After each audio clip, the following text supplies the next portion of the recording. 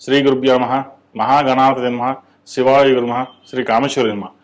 మేషం నుండి మీనం వరకు ఉన్నటువంటి రాశి ఫలితాలు నా పరిజ్ఞానం సంగతి మేరకు ఈ వారం రాశి ఫలితాలను తెలియజేస్తాను. ఈ రాశి ఫలితాలు జూన్ 28వ తారీఖు నుండి జూలై 4వ తారీఖు వరకు వర్తిస్తాయి. ముందుగా గోచారం.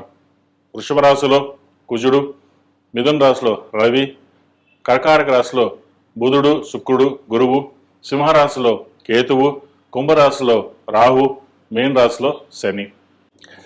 తదుపరి సింహరాశి. సింహరాశి వారికి ఈ వారం చాలా అనుకూలంగా ఉంది. చేసిన పనుల కష్టం కనిపిస్తుంది. మీరు ఏదైతే పని ప్రారంభిస్తారో అది నిర్విఘ్నంగా పూర్తవుతుంది.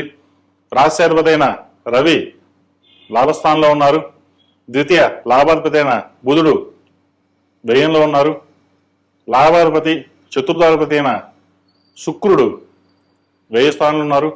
పంచమ అష్టమాధిపతి అయిన గురువు వ్యయంలో ఉన్నారు. ఖర్చులు అధికంగా ఉంటుంది.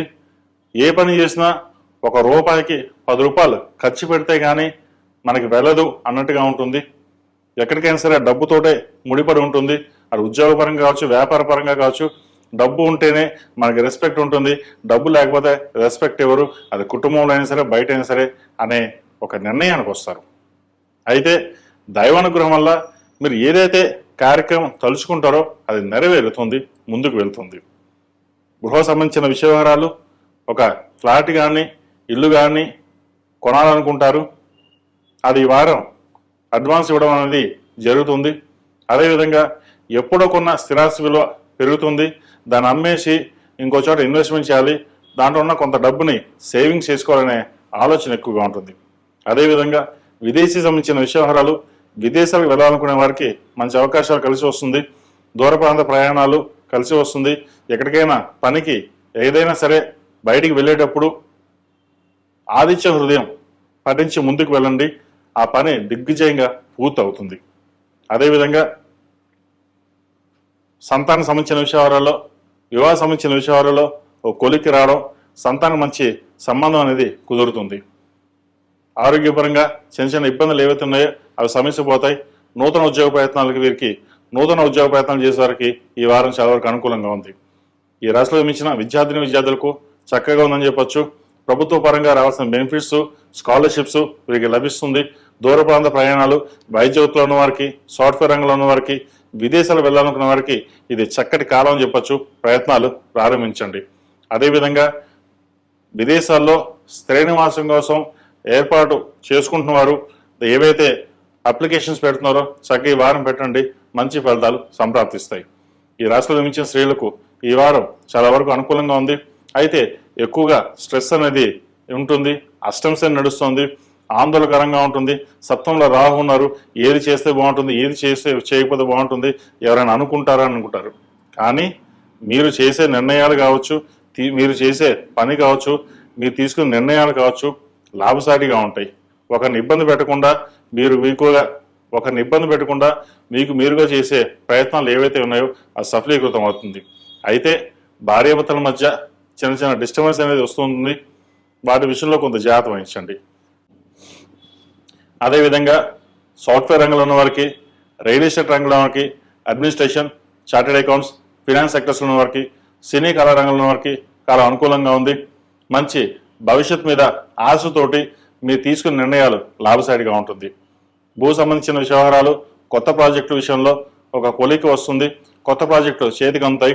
అదేవిధంగా కొన్ని ప్రాజెక్టులు వేరే వాళ్ళు తీసుకోవాలి అని మిమ్మల్ని అడగడం లేదా మభ్యపెట్టడం ఉంటుంది. ఏదైనా సరే ఒక మాట ఇచ్చేటప్పుడు అన్ని విధాలుగా ఆలోచించుకుని ఇవ్వాలి. రేపొద్దున ఇవ్వడం వల్ల మనకి నష్టం వస్తుందా, లాభం వస్తుందా అనేది మీరు నిర్ణయం తీసుకోవాలి. లేకపోతే మనగానే మోసపోయే అవకాశం గోచరిస్తుంది.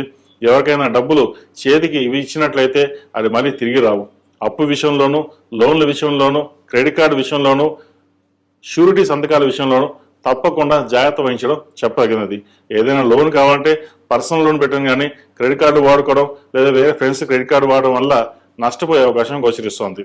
ఈ రాశి వారికి ప్రతిరోజు ప్రతినిత్యం దక్షిణామూర్తి స్తోత్రం పఠించడం, దుర్గా స్తోత్రం పఠించడం చెప్పదగినది.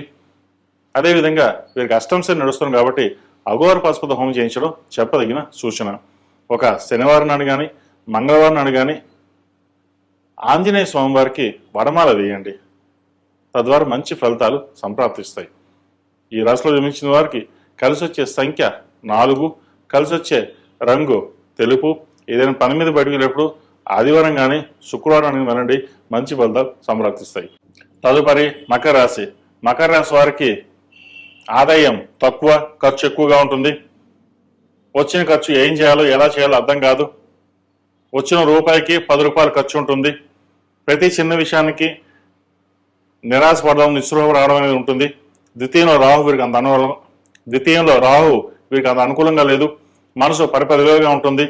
ఏం చేస్తే బాగుంటుంది, ఎలా చేస్తే బాగుంటుంది అనుకుంటారు. కానీ ఏం చేసినా సరే నిర్ణయం తీసుకుని ముందుకు వెళ్ళాలి, లేకపోతే నష్టపోతారు. అదేవిధంగా ఉద్యోగంలో కూడా స్థిరత్వం తక్కువగా ఉంటుంది. ఏదైనా ఒక కార్యక్రమం తలపెడితే 10 అడుగులు ముందుకు వెళ్తే 10 అడుగులు వెనక్కి లాగే వాళ్ళు ఉంటారు. వివాహ సంబంధించిన విషయంలో కూడా చేదాకా సంబంధం వచ్చి జారిపోతుంది. ఎందుకు జరుగుతుందో, మనకే ఇలా ఎందుకు జరుగుతుందో అనే ఆలోచన ఎక్కువగా ఉంటుంది. మా కష్టం సేన అయిపోయింది, ఏలినాడు సేన అయిపోయింది, షష్టమ గురువు అయిపోయింది, సప్తంలో గురువు వచ్చారు, బాగుంటారు కదా అనుకుంటారు. అయితే కొంతమందికి వారి జాతకాన్ని బట్టి గ్రహగతులు ఉంటాయి. గోచార రీత్యా వీరికి అంత అనుకూలంగా లేదు ప్రస్తుతం. భవిష్యత్తు బాగుంది. ప్రస్తుతం ఈ వారం మటుకి వీరికి గోచార పరంగా అంత అనుకూలంగా లేదు. సెల్ఫ్ డ్రైవింగ్ విషయంలో జాగ్రత్త వహించాలి. చిన్న చిన్న ఇబ్బందులు ఉండే అవకాశం గోచరిస్తుంది. అదేవిధంగా ఆరోగ్యపరంగా కూడా చిన్న చిన్న సర్జరీలు ఉండే అవకాశం లేకపోలేదు. ఆరోగ్యం పట్ల మెలకువ అవసరం. అదేవిధంగా ఒక అనుకోని సంఘటన చోటు చేసుకుంటుంది. అది చాలా బాధాకరమైన విషయం కూడా చెప్పచ్చు. అయితే ఇది అందరికీ కాదండి, కొంతమంది మటుకే. ఏదైనా సరే ధైర్యంగా నిలబడి మనం ముందుకు వెళ్ళాలి అన్న ఆలోచనతో ఉండండి. అంతే తప్ప మనకి ఇలాగే ఉంటుంది, జీవితం ఇలాగే ఉంటుంది మటుకి అనుకోవద్దు. భవిష్యత్తు బాగుంది. ఈ రాశిలో జన్మించిన విద్యార్థులకు చెప్పుకోదగ్గ స్థాయిలో ఎటువంటి ఇబ్బందులు లేవు. ఈ వారం వారికి అనుకూలంగా ఉంది. అదేవిధంగా ఈ రాశిలో జన్మించిన స్త్రీలకు వృత్తి ఉద్యోగాల పరంగా, వ్యాపార పరంగా కొంతవరకు సానుకూలంగా ఉంటుంది. నూతన ప్రయత్నాలు చేస్తారు. క్రెడిట్ కార్డులకి దూరంగా ఉండడం, ఆదాయానికి మించిన ఖర్చు ఎక్కువగా ఉండే అవకాశం గోచరిస్తుంది. వాటి విషయంలో జాగ్రత్త వహించాలి.